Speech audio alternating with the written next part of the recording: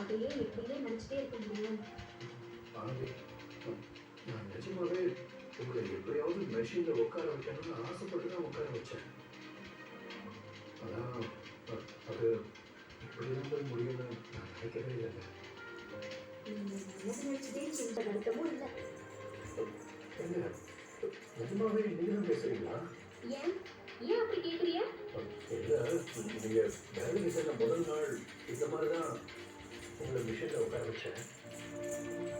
ஆனா அன்னைக்கு அதை பார்த்துட்டு கருணாக உங்களுக்கு சொன்னாரு, அதுக்கு காரணம் நான் நினைச்சு உங்களை வழி பண்ணிட்டீங்க. ஆனா நீங்க இவ்வளவு பெரிய பிரச்சனை நடந்தோம் எந்த தப்பு இல்லைன்னு சொல்றீங்க. அதான் அதெல்லாம் நிலமான இல்லாத நம்பவே முடியல. கிள்ளி பார்த்துக்கோங்க, கனவா நெசமானு தெரியும்.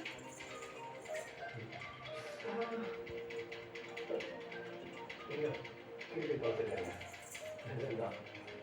அப்ப இருந்த ஆனந்தி வேற, இப்ப இருக்கிற ஆனந்தி வேற.